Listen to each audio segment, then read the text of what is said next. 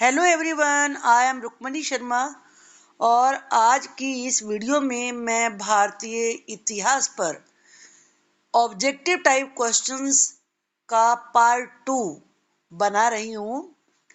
I hope कि आपने part 1 जरूर देखा होगा और आपके लिए वो बहुत ही यूजफुल रहा होगा। उसमें जो भी मैटर दिया है, equally important will be this video. इसमें भी भारत के इतिहास के मध्यकालीन, प्राचीन और कुछ क्वेश्चंस जो आधुनिक काल है उसके भी लिए गए हैं। आप वीडियो को एंड तक देखिए और अगर आप चैनल पर नए हैं तो प्लीज आप चैनल को सब्सक्राइब जरूर जरूर करिए, क्योंकि आपका सब्सक्रिप्शन ही मेरे लिए सबसे इम्पोर्टेंट चीज है। तो चलिए शुरू करते हैं हम आज की वीडियो। अल बरूनी, फिरदौसी, उत्बी तथा फारूकी किसके दरबारी कवि थे? ये चारों के चारों महमूद गजनी। अल बरूनी, फिरदौसी, उत्बी तथा फारूकी किसके दरबारी कवि थे? ये चारों महमूद गजनी के दरबारी कवि थे। महमूद गजनी की मृत्यु कब हुई थी? 30वीं ईस्वी में। यानी भारत के बारे में जानकारी हेतु प्रमुख स्रोतों में से एक धर्म ग्रंथ में कितने वेद हैं? एक धर्म ग्रंथ में 4 वेद हैं, जिनके नाम है ऋग्वेद, यजुर्वेद, सामवेद और अथर्ववेद। किस वेद में हमें आर्यों के राजनीतिक प्रणाली तथा इतिहास के बारे में जानकारी मिलती है? ये सारी जानकारी हमें ऋग्वेद से मिलती है। चारों वेदों में से सबसे प्राचीन वेद कौन सा है? ऋग्वेद सबसे प्राचीन है। मत्स्य पुराण से हमें किस वंश के बारे में पता चलता है?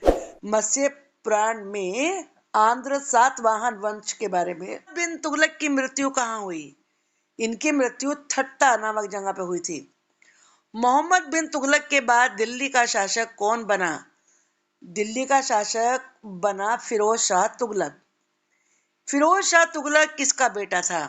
फिरोज शाह तुगलक गयासुद्दीन के छोटे भाई रजब का बेटा था। हिंदू माता से उत्पन्न पहला मुस्लिम शासक कौन था? वो था फिरोज शाह तुगलक।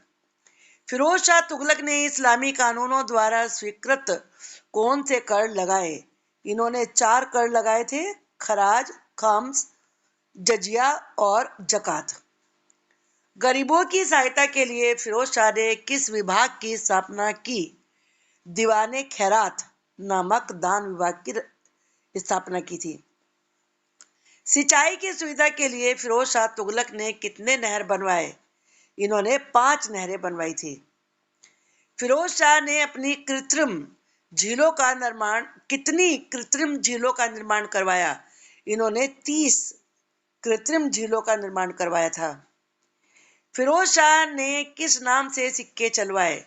फिरोज शाह ने अधूखा, विक तथा शंशगानी नाम से सिक्के चलवाए थे। किसने सैन्य सेवा को वंशानुगत बनाया? फिरोज शाह तुगलक ने सैन्य सेवा को वंशानुगत बना दिया था। फिरोज शाह ने कहां से अशोक स्तंभ मंगवाकर फिरोज शाह कोटला में स्थापित करवाया था? उन्होंने ये मंगवाए थे मेरठ तथा टोपरा से। फतवा ए जहांदारी और तारीखे फिरोज शाही की रचना किसने की? इनकी रचना की थी बर्नी ने। फिरोज शाह तुगलक ने अपनी आत्मकथा किस नाम से लिखी? फिरोज शाह ने अपनी आत्मकथा फतूहात ए फिरोज शाही के नाम से लिखी। निजामुद्दीन औलिया किस तुगलक से के समकालीन थे? निजामुद्दीन औलिया गयासुद्दीन तुगलक के समकालीन थे। सारनाथ स्तंभ का निर्माण किसने करवाया था? सारनाथ स्तंभ का निर्माण करवाया था अशोक ने। अशोक के सारनाथ स्तंभ के निचले भाग पर कौन कौन से जानवर निरूपित हैं? हाथी, घोड़ा, सांड और सिंह।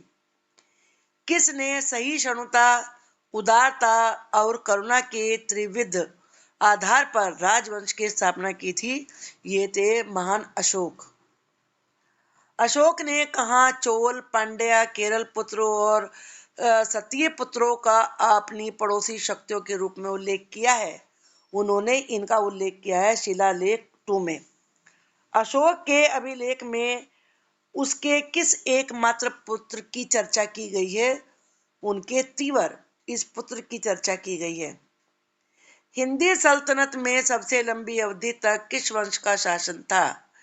सबसे लंबे समय तक तुगलक का शासन था। तुगलक वंश का अंतिम शासक कौन था?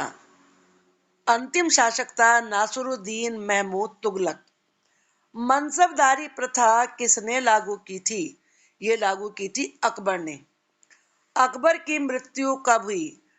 1605 में, यानी कि 1605 ईस्वी में। मुगल शासकों में सबसे पहले साम्राज्य को प्रांतों में किसने बांटा? ये बांटा था अकबर ने। अकबर ने पानीपत का द्वितीय युद्ध किस राजा के विरुद्ध लड़ा था?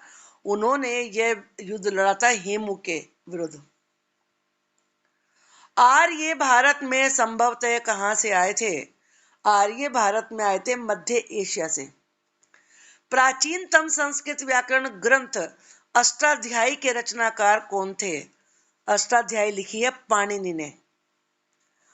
आदि काव्य की संज्ञा किस ग्रंथ को दी जाती है? आदि काव्य की संज्ञा दी जाती है रामायण को। प्राचीन भारत में पहला विदेशी आक्रमण किसके द्वारा किया गया?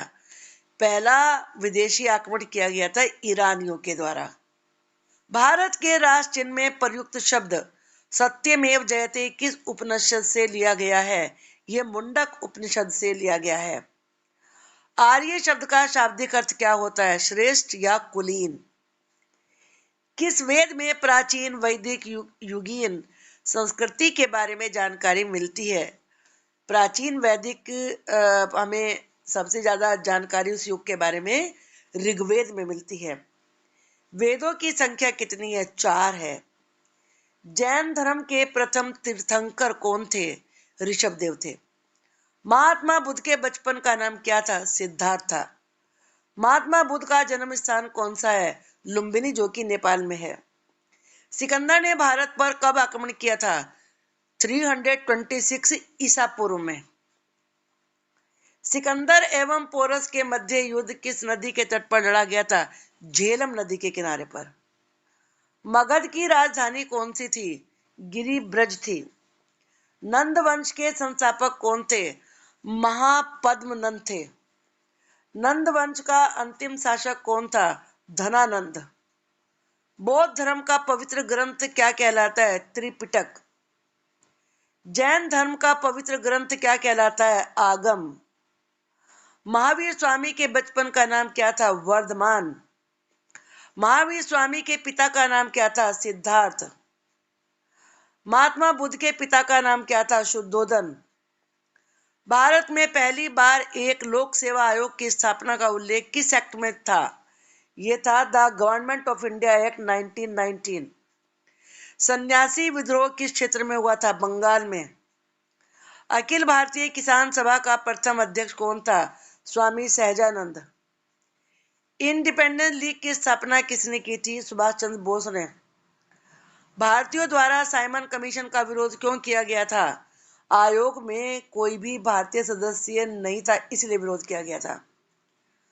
कर्नल वायली की हत्या के आरोप में किसको मृत्युदंड दिया गया था? मदन लाल ढींगरा को। वंदे मातरम पत्र के संपादक कौन थे? अरविंद घोष। महात्मा गांधी ने दांडी यात्रा कब प्रारंभ की थी? 12 मार्च 1930 को। हिंद स्वराज पुस्तक किसने लिखी? महात्मा गांधी ने। राजपुताना के किस एक राज्य ने अकबर की संप्रभुता स्वीकार नहीं की थी? वो था मेवाड़। मेवाड़ ने उनको स्वीकार नहीं किया था। जहांगीर के बचपन का नाम क्या था? सलीम। राजगद्दी पर बैठते ही जहांगीर के खिलाफ किसने विद्रोह कर दिया था? जहांगीर का पुत्र खुसरो, उसने विद्रोह किया था। किस नाम से जहांगीर ने सिक्के जारी करवाए थे? निसार नाम से। किसके नेतृत्व में पहली बार मुगल दरबार में अंग्रेज आए थे? मिशन कैप्टन हॉकिंस के नेतृत्व में। मुगल काल में किस अंग्रेज के नेतृत्व ने व्यापारिक अनुमति प्राप्त करने में सफलता पाई? वो थे सर टॉमस रो। भारत में अंग्रेजों ने पहला कारोबारी केंद्र कब और कहां स्थापित किया था? इन्होंने ये 1613 ईस्वी में सूरत में स्थापित किया था। वायु पुराण से हमें किस वंश के बारे में पता चलता है? गुप्त वंश के बारे में। किस वेद में जादू टोना तंत्र मंत्र तथा वशीकरण का उल्लेख मिलता है? ऋग्वेद में। हीनयान का प्रमुख ग्रंथ कौन सा है? कथावस्तु। जैन साहित्य को क्या कहा जाता है? आगम। जैन धर्म के प्रारंभिक इतिहास के बारे में किससे जानकारी मिलती है? कल्पसूत्र से। महावीर के जीवन कृत्यों की जानकारी किस ग्रंथ से मिलती है? भगवती सूत्र से। अर्थशास्त्र नामक पुस्तक के लेखक कौन हैं? चाणक्य हैं। चाणक्य को अन्य किस नाम से जाना जाता है? कौटिल्य तथा विष्णुगुप्त नाम से। मौर्यकालीन इतिहास के बारे में हमें किससे जानकारी मिलती है?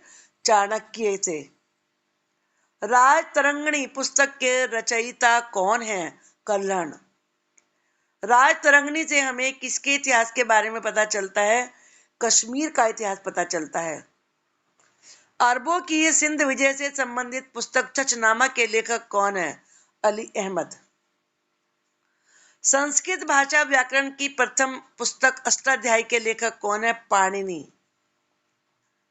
मौर्य के पहले का इतिहास तथा मौर्यकालीन राजनीतिक अवस्था के बारे में हमें किससे जानकारी मिलती है?